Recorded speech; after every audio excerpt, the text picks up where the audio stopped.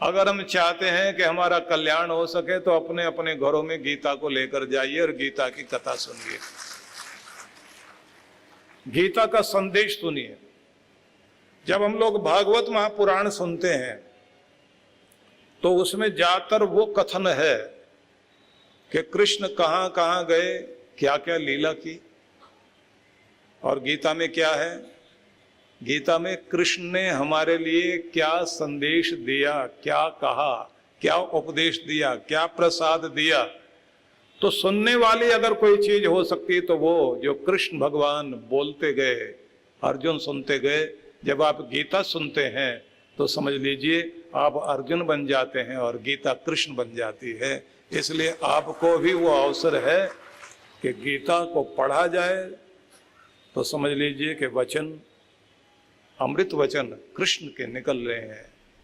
माध्यम कोई भी बन जाए, हम लोग टेप रिकॉर्ड बन सकते हैं, लेकिन आवाज, संदेश, उपदेश वो तो कृष्ण का है। इसलिए ये अमृत साधारण नहीं है। हम बहुत खुश हैं और थोड़े ही क्षण के बाद लगता है कि बहुत दुखी। तो एक जैसी स्थिति रहती नहीं है।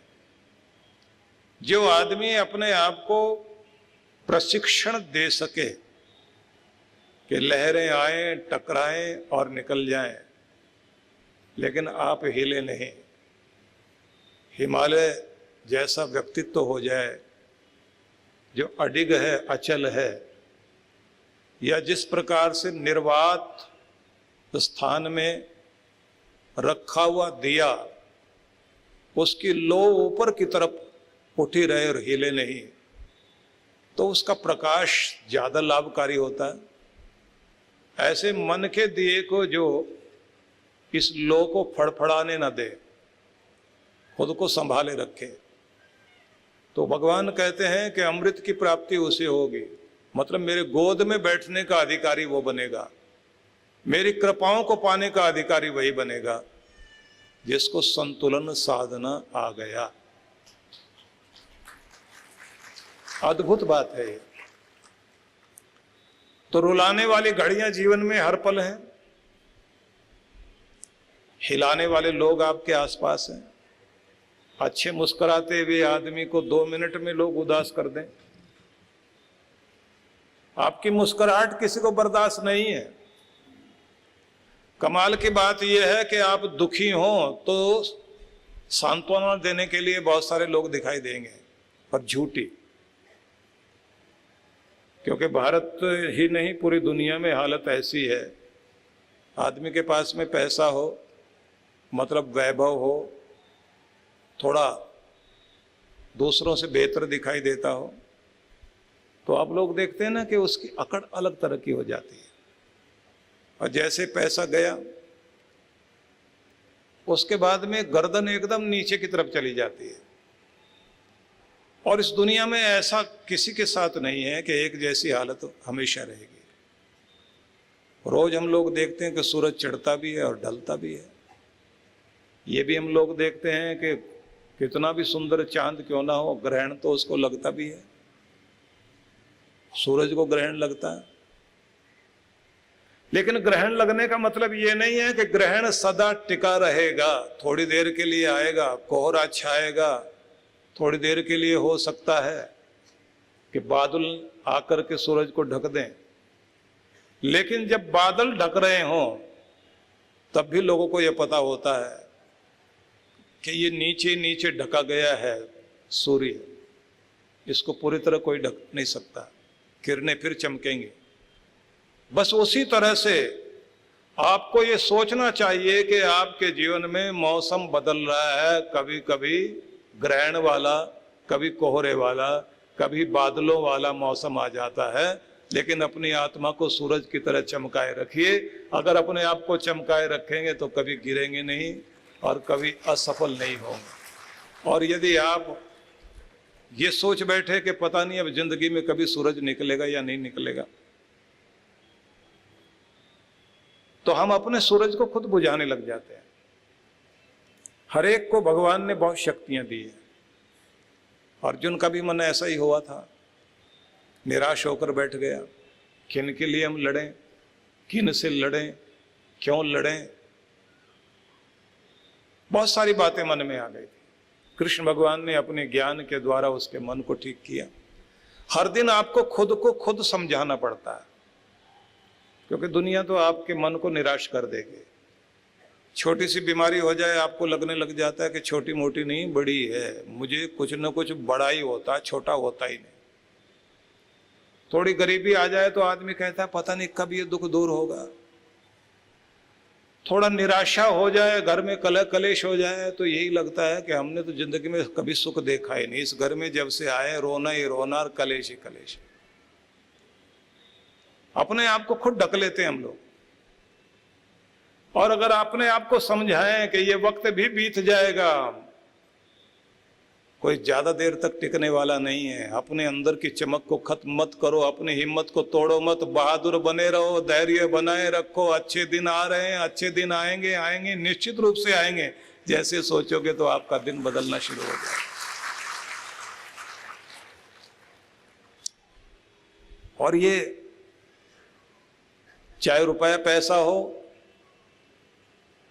या कोई वैभव, ये थोड़ी देर के लिए चमक दिखा करके फिर एक बार गायब तो जरूर होता है। कहते हैं ना कि पैसा कमाल की चीज है, जिसके पास नहीं उसकी इज्जत नहीं।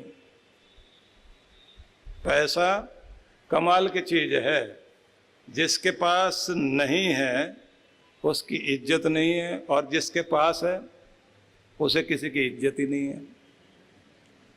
वो किसी का मान नहीं करता, अकड़ के चलता है। लेकिन जैसे गया उसके बाद खुद की गर्दन खुद लटक जाती है। तो आता रहेगा पैसा, आता रहेगा धन वैभव, आती रहेंगी चीजें, लेकिन अपने आप को कभी भी मानसिक रूप से निर्धन मत बनाओ। अंदर से अगर संपन्न बने रहोगे तो आपका चुंबक अंदर का काम करता रहेगा। आपकी लक्ष्मी कहीं भी छिपी हुई है, वो वहां से चलकर आपके दरवाजे पर आएगी जरूर। तो ना तो बोलने में दरिद्र बनो। संस्कृत में एक शब्द है वचने का दरिद्रता। बोलने में क्या दरिद्रता, क्या गरीबी। बातचीत में गरीब मत बनो। मतलब ये है कि शब्दों में दीनता नहीं रखो, हल्के घटिया शब्द नहीं बोलना। जब कोई आदमी बोलता है तो उसके खून का और खानदान का परिचय मिलता है कि किस खानदान का, किस तरह के कुल का व्यक्ति है, किस तरह का व्यक्ति है। गरीबी अमीरी आती रहेंगी, लेकिन अपने अंदर समृद्धि बनाए रहिए। अंदर से आप राजा बने रहिए, मानसिक रूप से राजा रहेंगे। आप जानते हैं ना कि जब सिकंदर भारत में आया तो उसने पौरस को हरा दिया। हारने के बाद पौरस कोई बहुत बड़ा राजा नहीं था। पौरस छोटे से एक राज्य का राजा था और सिकंदर बहुत बड़ा भूभाग जीत कर आया था। तो सिकंदर अकड़ कर बैठा हुआ सिंहासन पर और बुलाकर के पौरस को कहता है कि बताओ तुम्हारे साथ क्या व्यवहार करूं। मतलब जीता हुआ आदमी जो दूसरे का राज्य हड़प लेता था, उस समय राजा लोग, बादशाह लोग कैदी बना करके अपमानित करते थे दूसरे राजा को, जिसको वो हरा देते थे, और बहुत बुरा व्यवहार करते थे। तो उसको लगा सिकंदर को कि अब ये गिड़गिड़ाएगा और कहेगा हुजूर माई बाप माफ कर दीजिए। लेकिन पौरस को जब ये कहा गया बताइए आपके साथ क्या व्यवहार किया जाए, क्या सलूक किया जाए, वो तन के खड़ा हुआ था और सामने खड़ा होकर बोला वही व्यवहार कीजिए जो एक राजा दूसरे राजा के साथ करता है। क्योंकि मैं अभी भी राजा हूं। सोच के देखिए, हार जाना एक बात है, हार मान लेना एक बात है। जब आप हार मान लेते हैं तब आप हार जाते हैं, और जब आप हार भी जाएं लेकिन हार नहीं मानते तब आप हारे हुए नहीं हैं, फिर जीतोगे। मन से कभी भी हारिए मत। मानसिक रूप से अगर प्रबल बने रहे, जीत जाओगे आप। इसलिए मैं आपको एक बात कहना चाहता हूं, ज्योतिष शास्त्र हमारे देश का एक अच्छा शास्त्र है,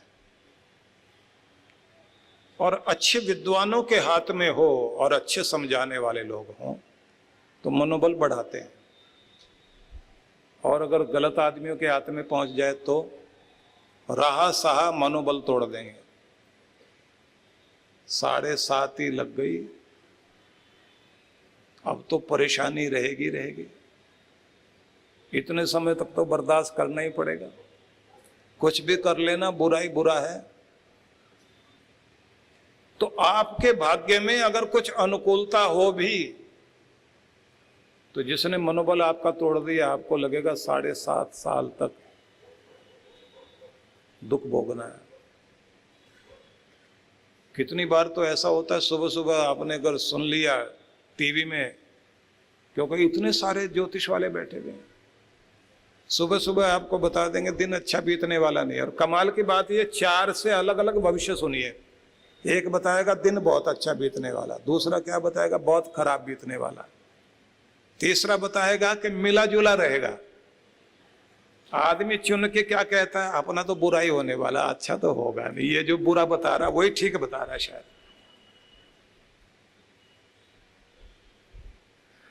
आपके मन में एक बार बैठ गया कि दिन अच्छा नहीं बीतेगा, तो भी अगर अच्छा भी हो रहा होगा तो भी बुरा हो जाएगा। और जब आप ये कहोगे, नाम जपने वाला, गुरु का मंत्र लेकर के श्रद्धा पूर्वक धर्म कर्म करने वाला इंसान हूं, मेरे साथ रक्षा कवच है प्रभु का, इसलिए कितना भी दुर्भाग्य सामने आए, मेरे प्रभु की कृपा इतनी बड़ी है कि दुर्भाग्य भी सौभाग्य में बदलेगा।